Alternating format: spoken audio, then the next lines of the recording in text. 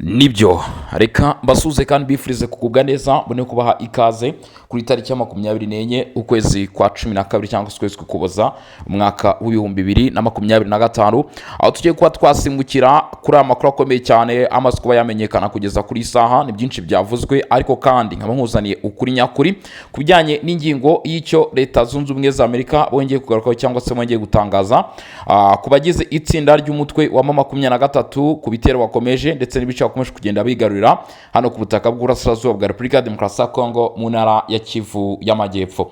Hari ibyaje kuba byamenyekana rero leta zunze ubumwe za Amerika zongeye kugaragaza ko zitigeze zishimira cyangwa se zitanyuzwe n'inyandiko ndetse n'ibyavuzwe n'abagize itsinda ry'umutwe wa 23 mu gusobanura cyangwa se mu kwerekana ko bigeze mu by'ukuri ko bakora igikorwa cyo kuva mu mujyi wa Uvira bari bamaze iminsi igera kuri 5 bagezemo.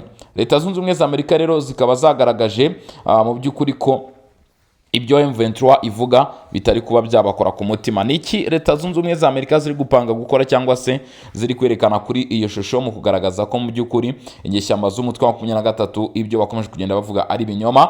Ariko kandi nanone mu nkuru dukesha ibiro ntaramakuru by'Abongereza Reuters baragaruka ku cyo leta zunze ubumwe za Amerika iri kuvuga kuri uyu mujyi wa Uvira. Nanjye mboneraho kubabwira ko tugiye kuba twabigarukaho turebe icyo leta zunze ubumwe za Amerika batangaje kuri ingingo. Ku muntu utarakanda subscribe cyangwa se sabone kuri John Info ndagushikariza kubikora direct cyangwa se aka kanya. Wamaze kubikora reka twerekeze muri comment ibitekerezo cyangwa se inyunganizi imitima abantu mu by'ukuri mudukurikiranye muri mu Burasirazuba bwa Kongo abadukurikiranye muri mu Burundi. Ntago ndimo kubona ibitekerezo byanyu kandi nimwe ba mbere mugomba gutanga ibitekerezo cyangwa se inkunga y'amagambo kuri intambara. Ikindi kintu kigomba kuba cyabaho nuko mu by'ukuri mugomba gukanda like yemwe n'abandi mwese mudukurikiranye muri mu karere ka Afrika y'Uburasirazuba muri Amerika muri Afrika muri rusange hose ku isi. Reka mbahe ikazano kuri John Info. Byaje kuba byamenyekana rero cyangwa se amakuru yaje kuba yajya hagaragara kera kabaye ukuri kwagiye hanze.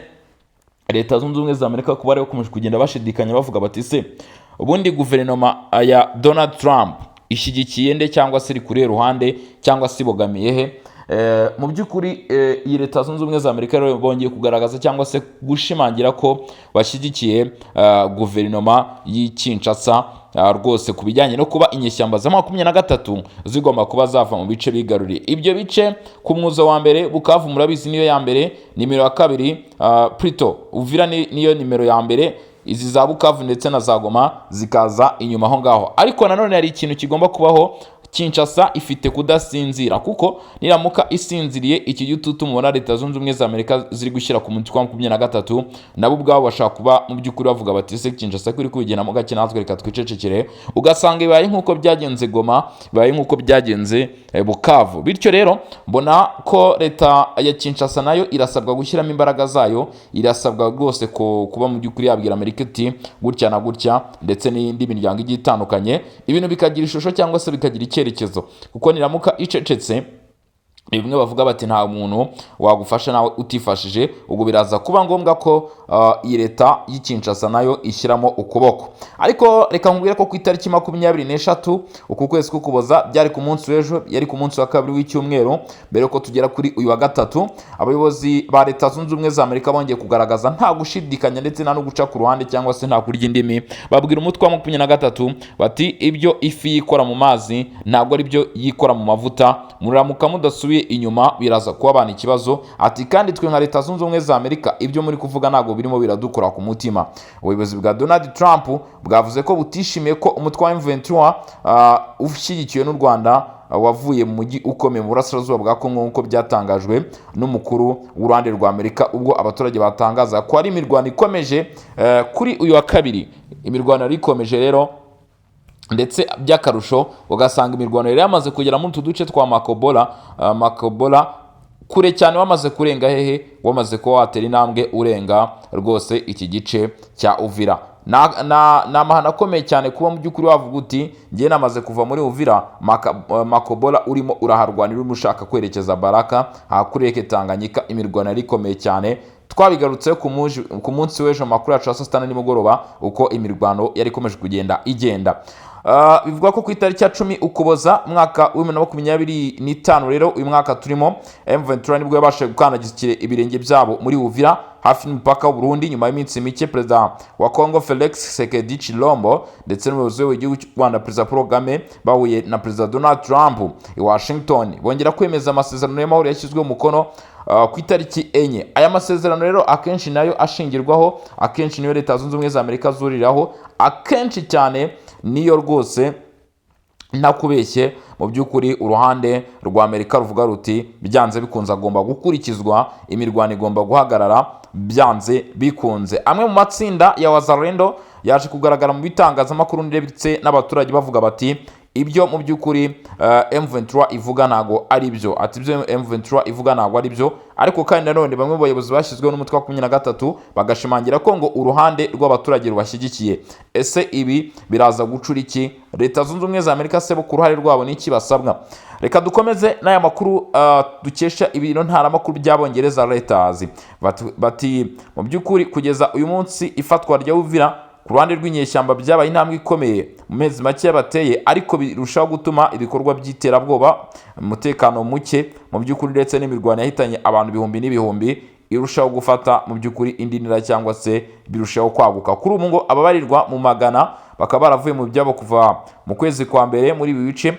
Nyuma yaho Minisitiri w'Ububanyi n'Amahanga rero wa Amerika Marco Rubio hari icyo yatangaje, ari naho ruzinge cyangwa se ari nacyo gitumye twongeye kugaruka kuri iyi nkuru, twongeye kugaruka kuri ibi bintu bya Leta Zunze Ubumwe za Amerika, Kinshasa ndetse n'umutwe wa M23 yongeye kugaragaza ndetse n'ubugira kenshi, ntago ndaza kuvuga ngo n'ubugira kabiri ngo n'ubugira gatatu, n'ubugira kenshi rwose Amerika igaragaza uko utishimira intambwe ya M23 muri Uvira. Marco Rubio yavuze ko ibikorwa, we yavuze ati ibikorwa by'u Rwanda mu burasirazuba bwa Congo bimwe mu bice bikungahaye ku mabuye y'agaciro binyuranyije n'amasezerano y'amahoro.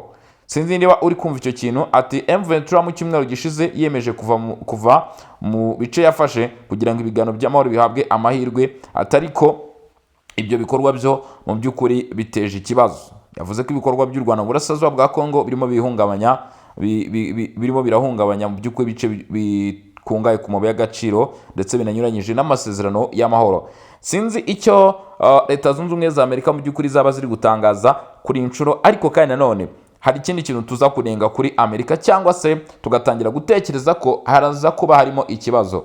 Niba tuvuga tuti n'ubugira kenshi Amerika ivuze gutya igahora ibisubiramo ntigire ikikora, nabwo turaza gutangira gutekereza ko harimo ikibazo gikomeye cyane. Nk'ubu Leta Zunze Ubumwe za Amerika barimo barahamya ko mu by'ukuri ibikorwa by'u Rwanda ku butaka bw'uburasirazuba bwa Congo ari byo biri inyuma y'iki kibazo, ariko nanone bikagarukiraho. Bivuze ngo Leta Zunze Ubumwe za Amerika nayo uruhande rwa Leta y'Kinshasa bafite kuyishidikanyaho. Gusa nanone uruhande rw'u Rwanda rukaba ruvuga ko cyangwa se rwagiye rukomeza gutangaza ko ibyo bivugwa ko rwaba rugira uruhare mu biri kubera ku butaka bw'uburasirazuba bwa Congo binyuranyije n'ukuri, ahubwo u Rwanda rukavuga ko umutwe wa FDLR ari nawe ntandaro-muzi w'ikibazo gihari, ngo Leta ya Congo ikwiye kwicara igashungura binyuze muri gahunda ya CANOPS bakakura umutwe intwaro ndetse abawugize bagacyurwa, kuko uyu mutwe nawo ngo ari cyo kibazo u Rwanda rufite.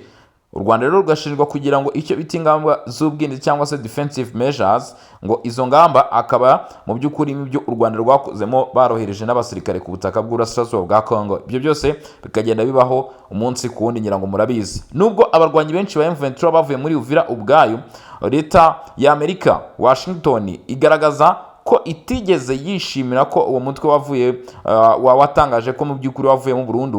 Ngo ibyatangajwe rero ntabwo ari ukuri. Amerika iremeza cyangwa se iragaragaza nta gushidikanya cyangwa se iratangaza nta guca ku ruhande ko ibyatangajwe mu by'ukuri n'uruhande rwa ibyatangajwe cyangwa se ibyavuzwe na M23 bo bashidikanya ku kuri kwabyo cyangwa se bagaragaza ko igitekerezo baba bafiteho ni ukutabyemera nyine muri rusange.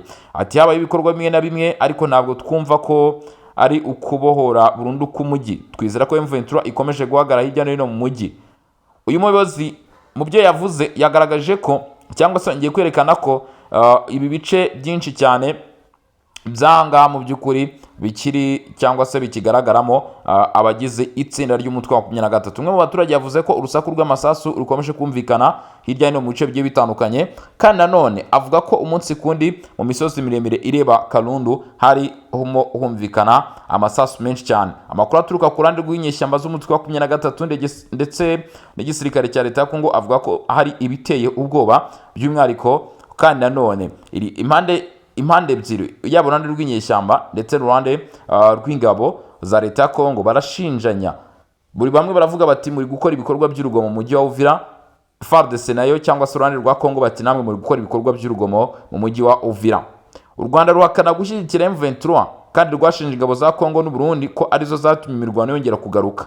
Raporo y'itsinda ry'impuguke z'umuryango w'abibumbye mu kwezi kwa Nyakanga nayo yagaragaje ko u Rwanda rufite uruhare ku bikorwa by'inyeshyamba. M23 ntabwo iri mu biganiro bya Washington, ahubwo iri mu biganiro bitandukanye n'ibya Washington, bya Kinshasa ndetse bibera muri Qatar, aho M23 ariho mu by'ukuri ibarizwa kugeza uyu munsi cyangwa se ariho ihagaze. IMF ivuga ko intambara mu burasirazuba bwa Repubulika ya Demokarasi ya Kongo yahungabanyije ubukungu ku buryo bukomeye cyane. IMF ishami ry'umuryango w'abibumbye ryita ku mpunzi byatangaje ko mu cyumweru gishize nanone imirwano yerutse IMF ni International Monetary Fund, ni ikigega cy'imari mpuzamahanga, bagaragaza ko mu by'ukuri iyi ntambara iri kuba yahungabanyije ubukungu ku buryo bukomeye cyane. Binyuze rero muri urwo rwego ishami ry'umuryango w'abibumbye ryita ku mpunzi HCR bo bakavuga ko mu by'ukuri mu cyumweru gishize imirwano yerutse kuba impunzi zisaga 84,000, abantu 84,000 bose bahungiye mu Burundi muri uku kwezi gusa. Kuva ku kwezi kwatangira hashize iminsi 24, abantu 84,000 bamaze kuva muri Repubulika ya Demokarasi ya Kongo berekeza iy'ubuhunzi muri Kivu y'Amajyepfo. Abo ni ababaruwe baciye ku mupaka uhuza Uburundi ndetse mu by'ukuri uhuza Uburundi na Repubulika ya Demokarasi ya Kongo. Abantu bagera ku 500 bamaze kuva mu byabo muri ntara Kivu y'Amajyepfo mu ntangiriro z'uku kwezi k'Ukuboza, ndetse umuryango mpuzamahanga wita ku biribwa uvuga ko inkunga iri kugera byibuze ku bantu batarenze 201. Bivuze ko hakeneye ubufasha, hakenewe inkunga kugeza uyu munsi kugira ngo abaturage bakomeze kwitabwaho. Ushobora gusanga nk'Ubushinwa bufiteyo ingabo ziri ku Rwanda, ariko ntago ziriyo nk'ingabo z'Ubushinwa zoherejwe na leta y'Ubushinwa, ahubwo hari ikintu bita MONUSCO. Murabizi ko buriya n'Abahinde bari cyane no muri Kivu y'Amajyepfo. Hari ikintu mutazi, MONUSCO cyangwa se MONUSCO, nanjye kuvuga ngo MONUSCO, iyo ni MONUSCO yo muri Repubulika ya Demokarasi ya Kongo. Mu by'ukuri ni ingabo ziba zaroherejwe n'umuryango w'abibumbye mu kubungabunga ndetse no kugarura amahoro. Izi ngabo rero ziba zarerekeje hariya ku butaka bw'uburasirazuba bwa Kongo, ni ingabo zirimo ingeri zigiye zitandukanye, ni ingabo zirimo ibihugu bigiye bitandukanye. Kuba rero na Kenya irimo ntabwo ibyo bitungurana cyangwa se ntabwo ari ikintu watekerezaho cyane, ko mu by'ukuri Kenya nayo isanzwe ari igihugu kinyamuryango cy'umuryango w'abibumbye cyemeye gutanga iyo ingabo mu kubungabunga cyangwa se n'umusada mu kubungabunga amahoro hirya no hino ku isi. Ati utera uburiza arabwibanza. Ni nayo mpamvu rero Kenya mu by'ukuri bigaragara ko iri muri iyi misiyo. Reka turebe cyangwa se dusuzume uko byifashe. Hari icyo bita 5 Quick Reaction Force. Iyi navuga ko ni ndayita battalion, ndayita iki, ni sector y'ingabo za Kenya ziri hano ku butaka bw'uburasirazuba bwa Kongo, plutôt ariko zikagaragara hehe muri Beni. Kugeza uyu munsi impamvu ibintu nza kubihuza n'iyi ntambara iri kuba muri Kivu y'Amajyepfo ndetse no muri Kivu y'Amajyaruguru, kuko Beni ni kimwe mu ntara mu by'ukuri, plutôt ni kimwe mu turere navuga ko tubarizwa muri Kivu y'Amajyaruguru. Beni ariko ntabwo irageramo izi nyeshyamba zo mu mutwe wa 23.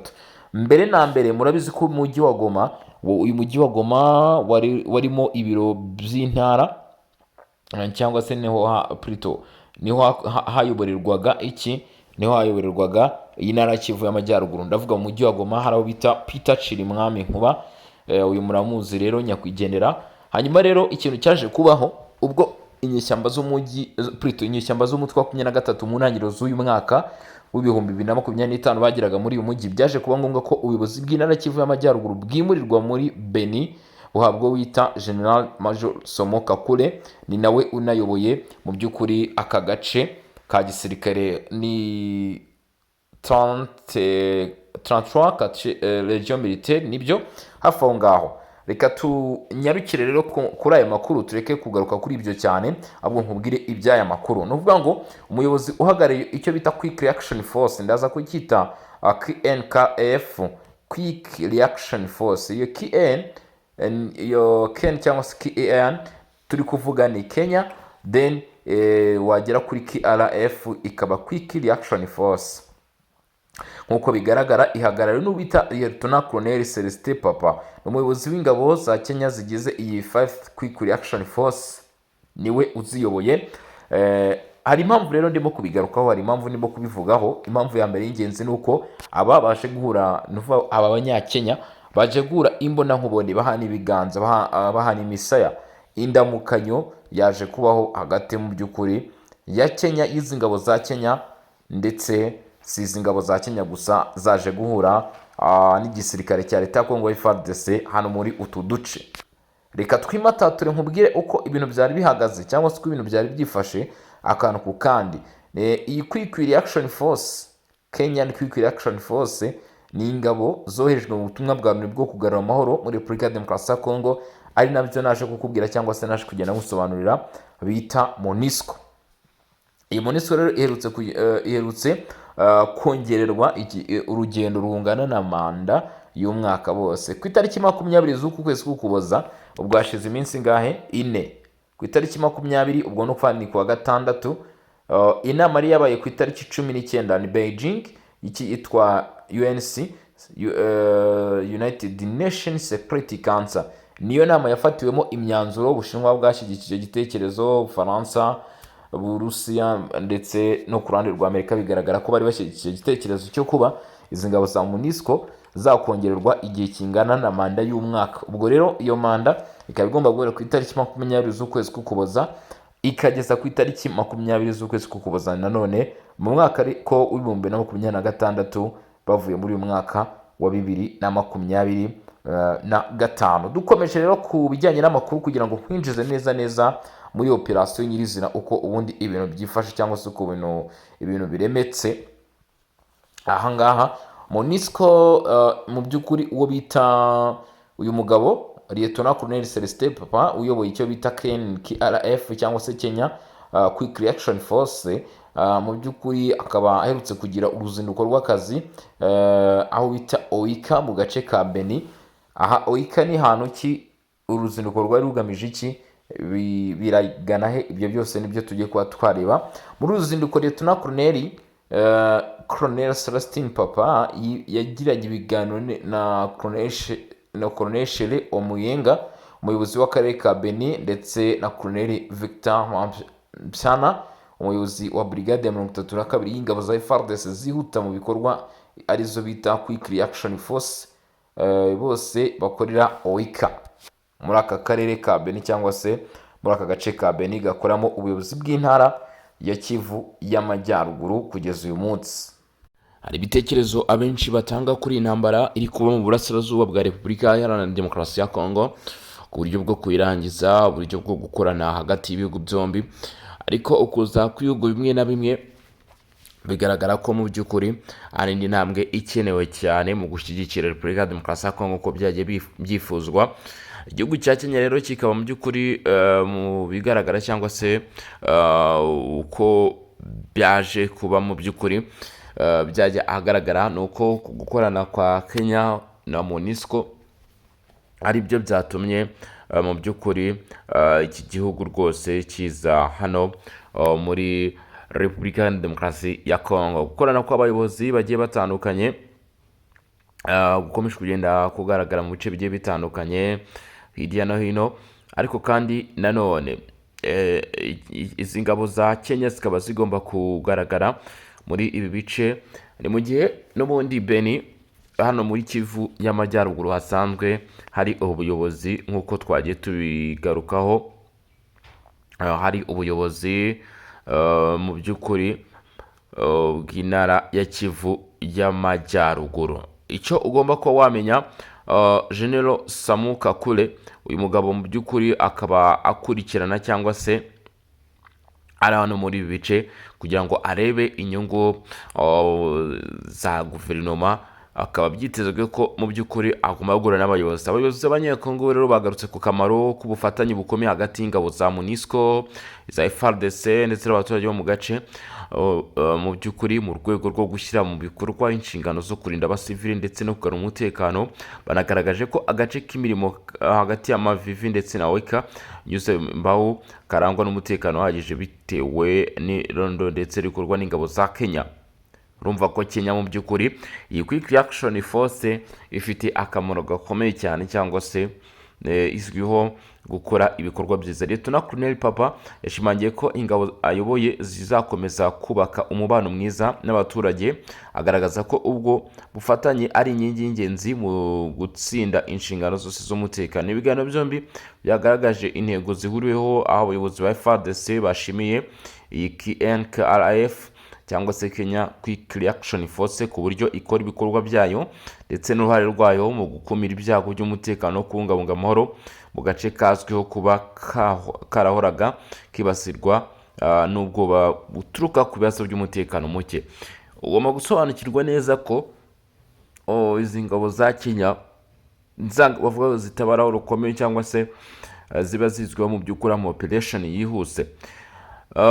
Tugiye rero kuri byinshi ku bijyanye n'iyi Kenya Quick Reaction Force ndetse na FARDC n'abayobozi bo muri utu duce muri Weka.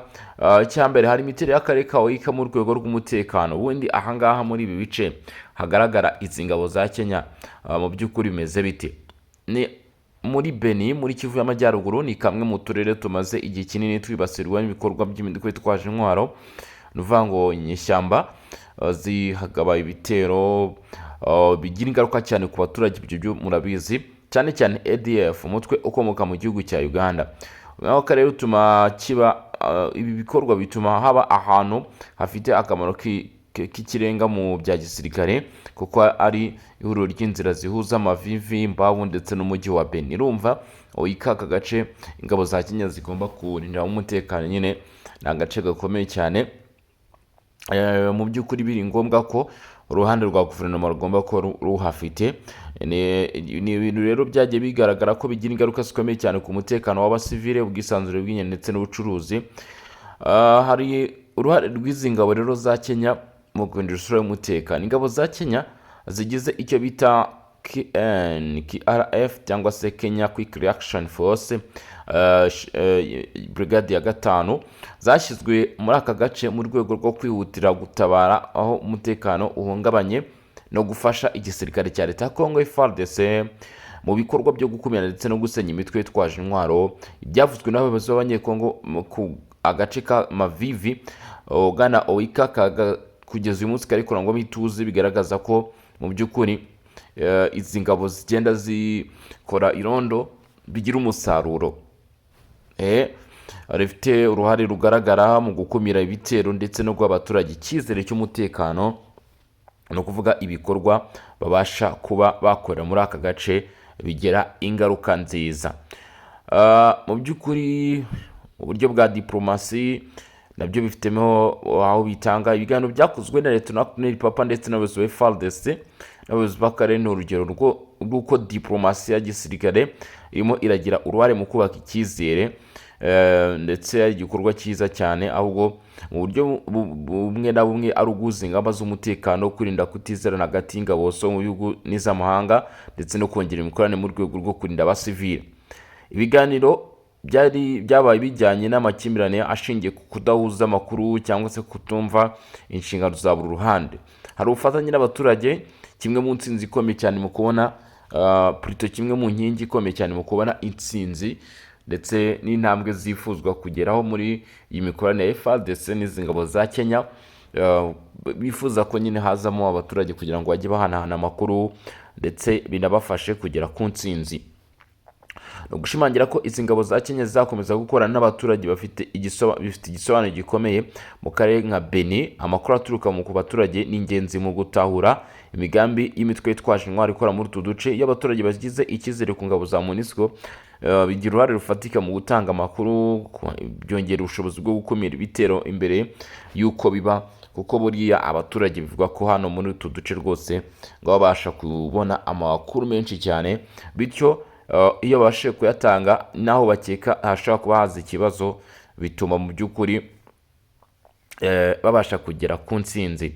Hari icyerekezo ku mibanire ya MONUSCO na FARDC mu gihe hari aho MONUSCO yinangiye inengwa n'abaturage cyangwa abayobozi ba politike. Ishimwa ritangwa na FARDC kuri KN rigaragaza urugero rwiza rw'imikoranire ikora neza, harimo kongerera ukwemera kwa MONUSCO mu baturage, gutanga icyitegererezo ku bindi bice bya Repubulika Demokarasi ya Kongo, ndetse no gushimira ko ingabo z'amahanga zishobora kugira uruhare rufatika igihe zikorana neza n'ingabo ndetse n'igihugu cyangwa se n'abaturage. Mu by'ukuri ibi hari ingaruka ku mutekano wa Benin, nubwo ituze ryagaragaye ari intambwe ishimishije, ntiriraba mu by'ukuri ituze ubona ko cyangwa se umutekano ubona ko urambye. Haracyari urugendo, mu by'ukuri haracyari ingamba zigiye zitandukanye zikenewe gufata mu rwego rwo gukumira ibitero bya ADF. Gukomeza gusenya burundu imitwe yitwaje intwaro ni kimwe mu biri gushyirwa ku murongo w'imbere cyangwa se ku isonga